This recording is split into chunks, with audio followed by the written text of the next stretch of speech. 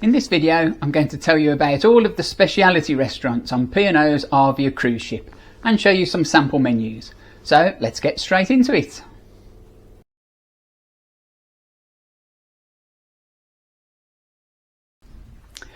Ahoy there, I'm Captain Chris. I'm not a real captain, but I am going to tell you about the top speciality restaurants on Arvia. These restaurants come at an extra charge on top of your fare, but if you don't mind that, they're well worth trying. A lot of these restaurants are also on some of P&O's other ships, so if it's not Arvia that you've booked yourself on, a lot of this information could still be useful anyway. And I've got a great money saving tip for you at the end, so stay tuned for that.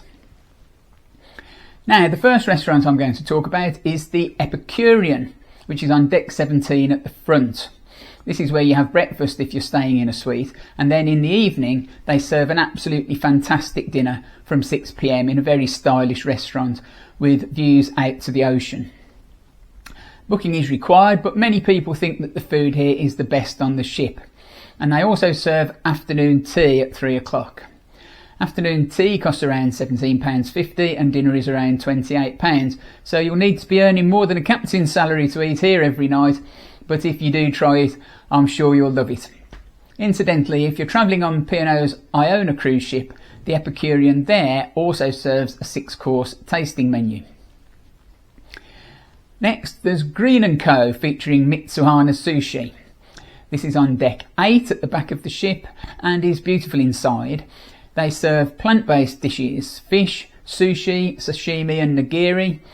Starters cost from about £3, with mains and sharers mostly between £5 and £7. Sushi is £8 per person. All of the Keelan Cow dishes are suitable for vegetarians and vegans, with Mizuhana serving the fish dishes. They're open from noon until 9:30 PM, and again booking is required. If you're a fan of contemporary Indian cuisine, then Sindhu is the place for you. Sindhu is on deck 8 midship and has stylish interior design, delicate flavours and wonderful aromas, and is a firm favourite with many cruisers. Starters cost from around £5.50 with mains from about £9. It opens at 6 PM and again booking is required. It always seems very popular here, and if you like Indian food you should definitely give it a try. The Beach House is another place you could try, but it's a bit curious in some ways. It's on deck 16 with the Horizon buffet, so there's a lot of passing traffic when you're there, and on black tie nights it transforms into the chef's table. The chef's table comes at no extra charge, but the Beach House does. It comes at a set cover charge of £7.50 and some of the dishes have an extra charge on top. It serves hearty dishes and comfort food and is open from 6 PM. Again, booking is required, and it's worth knowing that the menu is different when Arvia is in the Caribbean, which is why I've shown you 2 menus here. The Glass House in the Grand Atrium on deck 7 is a nice place for light bite lunches, and it's a less formal place in the evenings.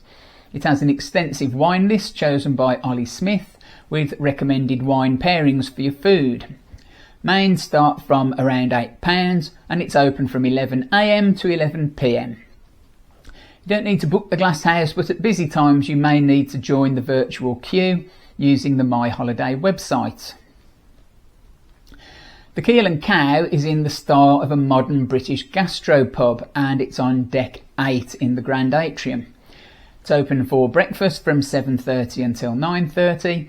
And then it has all day dining from 11:30 AM to 9:30 PM.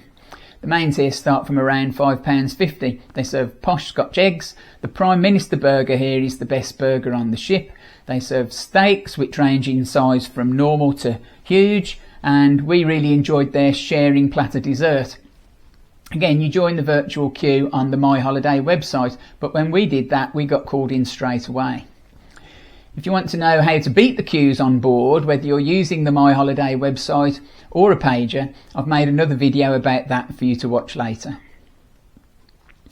Before I go on, could I ask you, if you're finding this video at all helpful or interesting, would you please hit the subscribe button and allow notifications? Subscribing doesn't cost you anything, but it does mean that you'll know when I post another video, and it tells me that you're enjoying the videos that I've posted so far. So please subscribe. Thank you. Now, the Limelight Club is at the front of deck 6, and it's a great place for a 3-course meal that comes with entertainment. It costs them about £25, and they have some well-known acts on here. When we went, they had Chesney Hawkes, but obviously this varies cruise by cruise.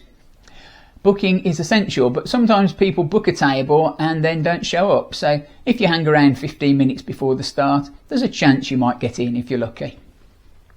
It's only open in the evenings for food, but it's a nice venue, and if there's someone on who you like, I'm sure you'll have a great time. Vistas is a coffee bar in the atrium on deck 6. It's not really a dining venue, but it serves Costa coffee and delightful little sweet treats. Remember that Costa coffee costs extra and is available at all of the ship's bars. So if the queue here is very long, and it often is, you could try getting your coffee from a different bar, which may well be quieter. Now, before I give you my money saving tip, remember that the menus I've shown you are sample menus, so they may change when you go on your cruise. The prices also, and the opening times are subject to change, especially on port days.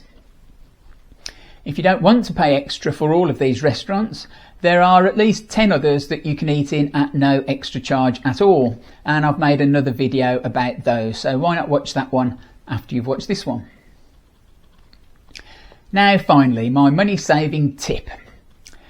Ripple's ice cream parlour is on deck 8 midship and is open from 10:30 AM to 9:30 PM. They serve lovely ice cream in cones or tubs, as well as all sorts of lollies and chocolate covered treats. They also serve an ice cream themed afternoon tea, but it's absolutely enormous, so I'd recommend only buying one and sharing it between 2 people. Wherever you eat on your cruise, I hope you have as great a holiday as we did. Thanks for watching, and I'll see you again soon.